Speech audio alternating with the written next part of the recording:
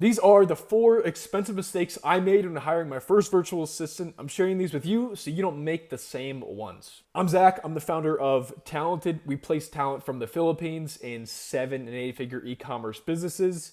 Here's a photo of me visiting my team in the Philippines last summer. Here's a screenshot from Inventory Lab doing $3.2 million in revenue in the past 3 years. The most expensive part of hiring starts before you even spend a dollar on their salary. I see a lot of entrepreneurs that decide they need a VA, have one the next day, and then spend months training them and waste thousands of dollars on their salary just to end up right back where they started doing everything themselves. And that was me too. That was the same thing I did for my first couple hires, but it doesn't have to be that way. Why am I doing this? Why am I making this video? I want to provide you with the information I lacked so you can build a real team that provides you a real ROI and avoid that repeated cycle of hiring and firing that I went through. And if you really click with what I'm saying, I hope you'll work with us one day to find your next hire. All right, so here are the 4 lessons we're going to be talking about today. And by the way, if you want access to this whole document, there's a link in the description below. Starting off with why paying the lowest salary actually costs you more in the long run. Then how to actually vet candidates instead of hiring the first person who can speak English. Third, why experience means nothing if you ignore the kind of person they are. And fourth, why being a leader matters more than any kind of hiring system. Starting off with cheapest versus best value. I see people that will hire a virtual assistant from the Philippines and be paying $2 an hour. And then they're like, I don't get why I keep having to reteach them the same things and correct all of these simple mistakes. You can't be surprised when that's the quality of work you get if that's the kind of salary range you're looking for. Most people think that hiring from overseas is about finding the person willing to accept the least amount. But for me, it's about finding the best value, someone that generates the best ROI, the biggest price to value discrepancy. Of all the interviews that I've done, and there's been hundreds of those, there's a direct correlation between how much they're asking and how competent they are. Who would have thought? I know. So how do you determine what salary to pay? On our job postings, I start with a range. If I'm hiring for no direct experience, I'm looking in the $500 to $900 a month range. And if it's direct experience, I look in the $1,000 to $1,500 a month. Now, I give them a range like any job posting would do. And then on the interview, I ask them to place themselves within that range. Now, where you actually land within that range will depend on multiple factors, some of them being what job responsibilities they're handling, what bonus structure they have, so like if they're able to make up more on the back end, and what time zone you need them to work in. Investing in a higher salary is actually going to save you more money in the long term because you end up spending less time correcting these stupid mistakes because you're looking for someone who's actually competent. Another reason I invest more is because then they don't feel like they need to look for another job. I know they're fully committed to my team and my team only. And last, we attract the right kind of talent that way because the kind of professionals like the business graduates, the nurses that are looking for remote work, the kind of people that are going to be a real asset to my team are not the ones that are applying to $2 an hour jobs. Now, some people will say, well, I can't afford those high rates. I can't afford $1,000 a month. If that's the case, you're not ready to hire a VA. That's why I look for, we start working with clients that are within if you're an e-commerce seller, within the like $500,000 to $1 million a year range. Because assuming a 10 to 20% margin, that's when it makes sense. It makes sense for you to delegate your time off at like the $1,000 a month range. Next is going to be vetting failure. When people hire from overseas, for some reason, they decide that no normal vetting applies. The only vetting they need to do is that, can they speak English? And for me, I don't apply any different criteria than I would if I was hiring from someone locally. I don't, like people just completely drop their standards and then they waste months of training this wrong person because all the vetting they did was English test. So now we reject 97% of applications, which sounds crazy, but I would rather reject all these people than have our clients end up with someone that's good enough. I want someone that provides a real value to them, not just someone that, they kind of get the job done, but they're not the best. So the way we do that first is by clearly defining from the start what it is we're looking for, what that ideal candidate would look like, and what responsibilities they're going to be handling. Not just my virtual assistant, getting clear about what it is we're looking for. And then I run all the applicants through our 4-level vetting protocol. So that starts off with the initial application, which includes a video response and then technical stuff like resume, speed test, English test. Then the written response, which is mock scenarios, like situations they would find themselves in on our team. Initial interview, which is very conversation focused, very character focused, diving deep, asking a ton of follow-up questions, trying to figure out the kind of person they are. Then the follow-up interview with the client directly. This is more skill focused, and it's also a way for the candidate to see if this is the kind of client they want to invest their time and effort into long term. So some green flags and red flags. Green flags would be they take initiative to research my company, they've watched some of the content, they explain how they did things in an interview without their past employer asking, like providing training to someone or building a process that they didn't have. Then providing specific examples when they talk about their past work, not just like belief statements or like something that they read online. Having clearly defined career goals and how this job fits into their bigger vision for themselves, and having self-reflection, being able to look back at the decisions they've made, the things they've done, and say why they went well and why they went bad, and taking responsibility for both sides. Red flags would be poor lighting, environment setup. So like, they knew the interview was coming. It was scheduled in advance.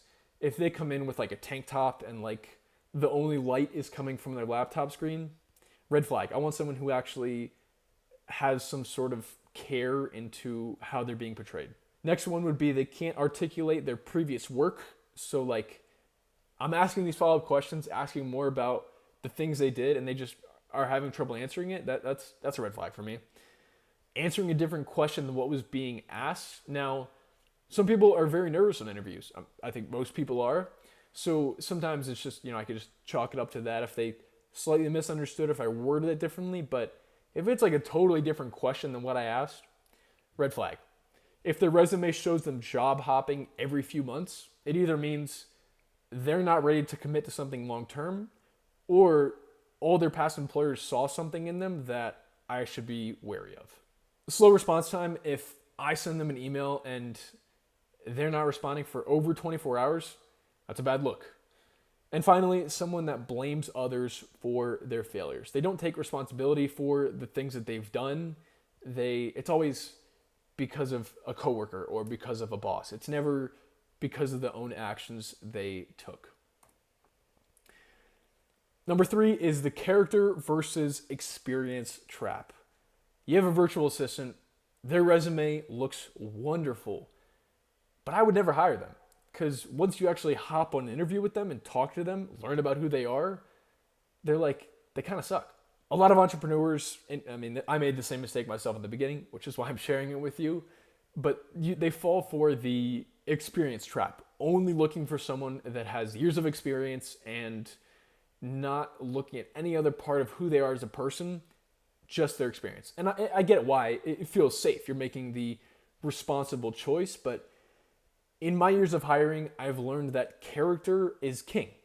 I can't teach someone values. I can teach someone skills, product research, customer service tickets, but I can't teach someone to care. I can't teach the drive to keep learning, the courage to tell me when something's wrong, and adaptability. When my business needs to, or has in the past, needed to pivot and adapt and slightly change the way we do things, the people that I hired just because their resume looked good were the first ones to struggle because they're so set in their ways, they're so set in this process that when they're presented with a new challenge, they can't adapt, they can't think on their feet. Also, I want people that I enjoy working with. I want to surround myself with people that make me excited to show up to work every day. If they don't think like I do, if they don't share the same values as me, I just don't want to talk to them. And then we put up a communication barrier, not because of English skills, but because I just don't enjoy talking to them, which adds a myriad of issues, obviously. So now when I'm interviewing and vetting, I ask myself, would I actually enjoy working with this person? So now when I'm vetting and interviewing, I look for initiative. Would they come to me with solutions? Like proposing solutions to this problem they're facing, or would they just say, here's the problem I'm facing, what should I do? Communication, would they tell me when something's wrong?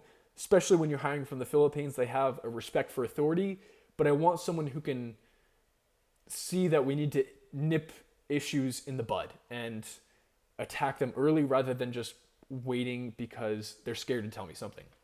Ownership mindset, do they take responsibility for their past mistakes? Or are they always making excuses as to why things ended up the way they did?